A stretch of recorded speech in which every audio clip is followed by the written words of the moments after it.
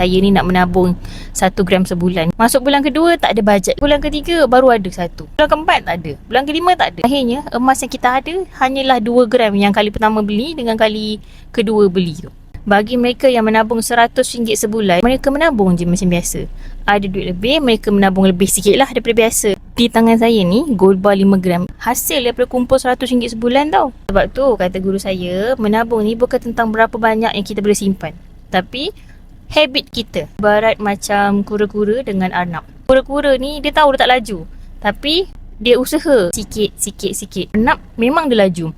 Tapi sebabkan dia selesa, nantilah, tidur kejap lah. Akhirnya, dia yang kalah dengan kura-kura. Jangan underestimate bajet RM100 sebulan dalam menabung. Kesan daripada kita menabung RM100 sebulan tu, kita akan cari jalan untuk tambah simpanan. Itu yang saya lalui.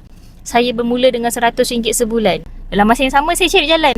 Apa lagi cara yang saya boleh buat supaya simpanan emas saya bertambah? So daripada situ, saya kurangkan hutang. Saya kurangkan belanja barang-barang dapur, barang-barang rumah. Mana yang saya boleh kurangkan, mana yang saya boleh jimat, mana barang-barang yang saya boleh downgrade. Dan akhirnya, hasil downgrade dapatlah saya tambah simpanan emas daripada 100 kepada amount yang lain tu. So hopefully saya harap tuan-puan dapat sesuatu daripada perkongsian saya. Bagi mereka yang nak mulakan simpanan emas di bawah bimbingan saya, boleh hubungi saya atau follow je step yang ada dekat pin video.